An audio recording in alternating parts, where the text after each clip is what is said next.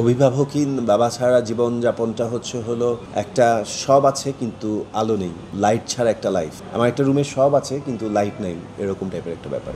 আমার বাবার সাথে আমি যখন দিল্লিতে গিয়েছিলাম পড়াশোনার জন্য, বা দিল্লিতে সে আমাকে রেখে আসতে গিয়েছিল, তো সেই সময়টা আমি তার সাথে সে কয়েকদিনই তাকে স্টে করতে হয়েছে।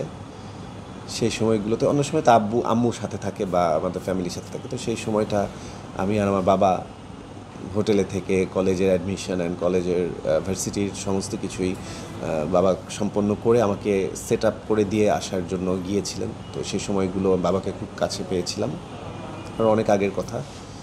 সেই সময়গুলো আমার কাছে অনেক বড় স্মৃতি। প্রত্যেকটা বাবার রিটায়ারমেন্ট, প্রত্যেকটা বাবার একটা কর্মজীবন যখন যেদিন শেষ করে, প্রত্যেকটা বাবারই তো একটা কর্মজীবন থাকে। সেই কর্মজীবনের অধ্যায়টা শেষ করে যেদিন সে রিটায়ার করে, সেদিনটা বাবার এবং বাবার সন্তানদের জন্য একটু কষ্টের, ওই সময়টা কষ্টের।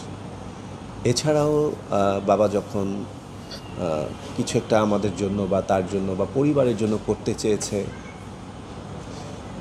করতে পেরেছে, সামটাইমস কোনো কিছু হয়তো বা করতে পারেনি বা ব্যর্থ হয়েছে, ফেইলিউর হয়েছে,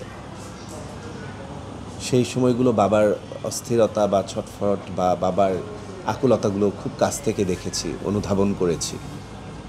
সো সেই মোমেন্টগুলো অবশ্যই কষ্টের। এবং বাবা যখন অসুস্থ হয় এবং নানানভাবে সে সিকনেস হয়ে যায় বা নানান রকমভাবে অসুস্থ হয়ে গেলে যা হয় আর কি, সেগুলো অবশ্যই মেনে নেওয়ার মতো না, সেগুলো সবটুকুই কষ্টেরই বলতে গেলে। আসলে জীবনে সবচেয়ে বড় হয়ে গেলেও, সবচেয়ে সাকসেসফুল, সবচেয়ে বড়, সবচেয়ে অর্থশালী, সবচেয়ে ক্ষমতাশীল সব কিছু হয়ে যাবার পরেও বাবাদের চোখে আসলে বাবার সব স্বপ্ন পূরণ করা সম্ভব না। বাবাদের স্বপ্ন বাবাদের স্বপ্নের মতোই, আর সন্তানদের যে অ্যাচিভমেন্ট সেটা তার মতোই থাকে, কিন্তু বাবার স্বপ্ন সব পূরণ করা আসলে একটু টাফ, একটু কঠিন। এই ইকুয়েশনটা কিন্তু একটু রেশিওতে কম বেশি পড়েই যায়। বাবাদের সব স্বপ্ন সন্তানদের জীবদ্দশায় পূরণ হয় না, হয়ে ওঠে না। এই মুহূর্তে আসলে অন্য কোনো সুযোগ চাচ্ছি না, সুযোগটা চাচ্ছি তাকে আরও ভালোবাসার, তাকে আরও পেতে চাই, অনেক পেতে চাই, তার সাথে অনেক সময় কাটাতে চাই, তার সাথে অনেক কথা বলতে চাই।